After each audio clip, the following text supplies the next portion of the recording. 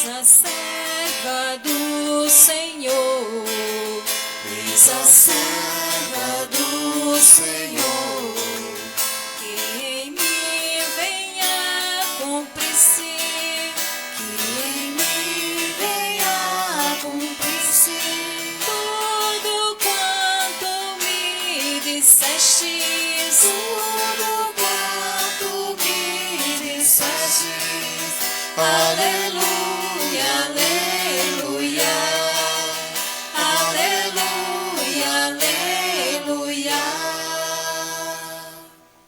O Senhor esteja convosco. Ele está no meio de nós. Proclamação do Evangelho de Jesus Cristo segundo Lucas. Glória a vós, Senhor.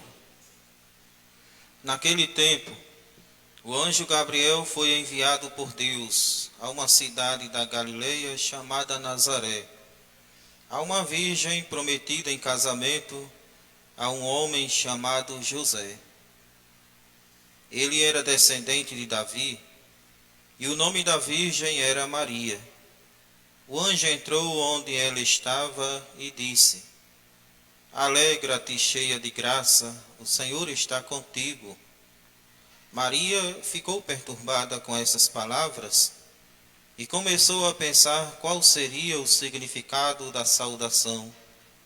O anjo então disse-lhe: Não tenhas medo, Maria, porque encontraste graça diante de Deus.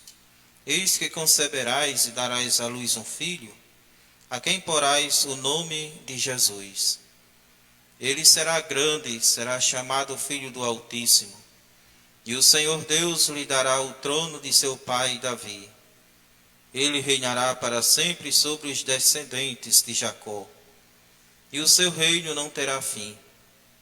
Maria perguntou ao anjo: Como acontecerá isso, se eu não conheço homem algum?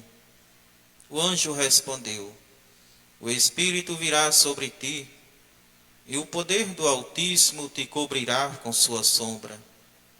Por isso o menino que vai nascer será chamado Santo, Filho de Deus. Também Isabel, tua parenta, concebeu um filho na velhice. Este já é o 6º mês daquela que era considerada estéril, porque para Deus nada é impossível. Maria então disse: Eis aqui a serva do Senhor. Faça-se em mim segundo a tua palavra. E o anjo retirou-se. Palavra da salvação. Glória a vós, Senhor. Caros irmãos e irmãs que estão nos acompanhando pela página do Facebook da nossa paróquia, irmãos e irmãs presentes aqui na Igreja Matriz do Sagrado Coração de Jesus, nós estamos celebrando na liturgia da igreja o 4º domingo do Advento. Vivenciamos essas 4 semanas, iremos vivenciar esta semana que hoje se deu início, nos preparando para a festa maior, a celebração do Natal do Senhor. Nós ouvimos na leitura do 2º livro de Samuel, o texto sagrado nos apresenta este personagem tão importante na história do povo de Deus. O rei Davi, ele que foi escolhido, ele que foi ungido pelo próprio Deus para ser o chefe do povo, ficar à frente do povo de Deus, conduzir o povo de Deus na justiça, na paz, no amor. O autor sagrado nos apresenta Davi, tão bem acomodado em sua casa, e contempla todo aquele palácio e passa a refletir: ora, eu estou tão bem acomodado nesta casa, me sinto tão bem acolhido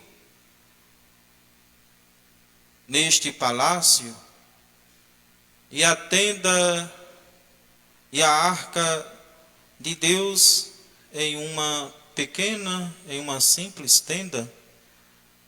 Vou construir um espaço físico para que Deus possa habitar.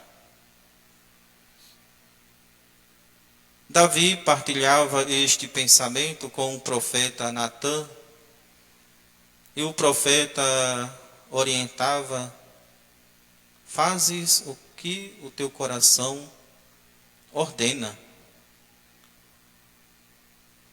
Logo em seguida, Deus se utiliza do profeta Natã para orientar Davi.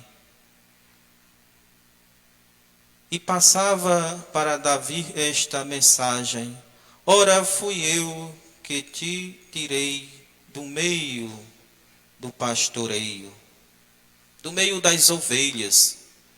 Davi era um pequeno pastor, cuidava do rebanho. Por meio do profeta Natã, o Senhor Deus ia esclarecendo a Davi: fui eu que estive contigo diante das grandes batalhas, te fazendo sempre um vitorioso. Fui eu que tornei o teu nome célebre entre tantos homens. Será você que vai construir para mim um espaço físico? Ou seja, amados irmãos e irmãs, Deus sempre quis e desejou caminhar no meio do povo. Por mais grandioso que fosse aquele espaço físico que Davi pensava em edificar para colocar a Arca da Aliança, a Arca da Aliança era uma espécie de urna onde estavam as tábuas da lei, as pedras, as tábuas da lei que o Senhor havia apresentado a Moisés. E onde a Arca da Aliança passava, ali o povo compreendia e entendia Deus estar presente. Pois bem, Davi, vendo aquele palácio, sua morada, desejou fazer algo parecido para colocar a Arca da Aliança. Nenhum espaço físico é capaz de comportar o ser de Deus, a pessoa de Deus, a grandiosidade de Deus.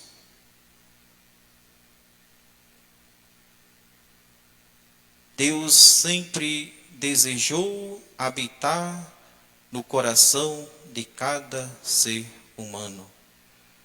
Deus sempre desejou caminhar no meio do seu povo. E olhando para a história da salvação, nós vamos percebendo este querer, esta vontade de Deus,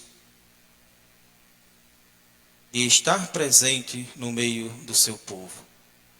O Padre Zezinho tem uma canção muito bonita que fala que Deus desceu do céu, armou sua tenda entre nós. Muito bonita esta canção, que sempre cantávamos na festa do Sagrado Coração de Jesus, motivando, acolhendo as pessoas que iam se achegando aqui na Praça Padre João Maria. Então Deus sempre desejou fazer parte da vida, da história, sempre quis estar no meio do seu povo. E lendo, amados irmãos e irmãs, o Evangelho tão próprio deste quarto domingo do Advento, nós chegamos a esta conclusão: de fato Deus desceu do céu. De fato, Deus quis fazer morada entre o ser humano, fazer parte da história da vida, caminhar com o ser humano. E que bonito o Evangelho nos põe diante do grande mistério da encarnação de Deus. Deus que enviou o seu mensageiro, o anjo Gabriel, a uma pequena cidade da Galileia chamada Nazaré. Olha onde Deus foi se manifestar, onde Deus foi se revelar, né? Não no grande centro de Jerusalém, mas lá na periferia de Jerusalém. Naquela pequena aldeia, naquela pequenina cidade chamada Nazaré, a uma pessoa tão simples, a uma pessoa tão humilde, porém tão repleta da bondade, do amor de Deus, né? Da graça de Deus. E que bonito, o anjo se dirigiu àquela jovem chamada Maria, de idade mais ou menos 15, 16 anos, levando uma boa notícia. Primeiro, convidando aquela jovem a se alegrar. Alegra-te, cheia de graça, o Senhor está contigo. E a partir daí, o anjo foi revelando o pensamento de Deus, o querer de Deus, a vontade de Deus para com aquela jovem e, consequentemente, para com toda a humanidade. Maria ficou inquieta, o que vem significar esta saudação. E o anjo vai acalentando o coração daquela jovem. Não tenhas medo, Maria, porque encontraste graça diante de Deus. Eis que conceberás e darás à luz um filho, a quem porás o nome de Jesus. E Maria ficava a se questionar como irá acontecer isto, se eu não conheço homem algum. Maria, ela já estava casada com José. Porém, ela estava na casa de seus pais. José estava na casa dos pais dele. Era a cultura, né? Dava-se em casamento, mas passava mais ou menos um ano, cada um na casa de seus pais, né? E Maria ficava a questionar como irá acontecer isto, se eu não estou habitando ainda com José, não conheço homem algum. E o anjo vai explicando, vai detalhando: Maria, o que irá acontecer contigo é obra do Espírito Santo. O anjo lembrava, é o Espírito Santo que virá sobre ti. Irá gerar o Filho de Deus em teu ventre. E aos poucos Maria foi acolhendo aquela mensagem. Aos poucos Maria foi abrindo o coração para acolher com generosidade aquelas palavras, aquele projeto de Deus.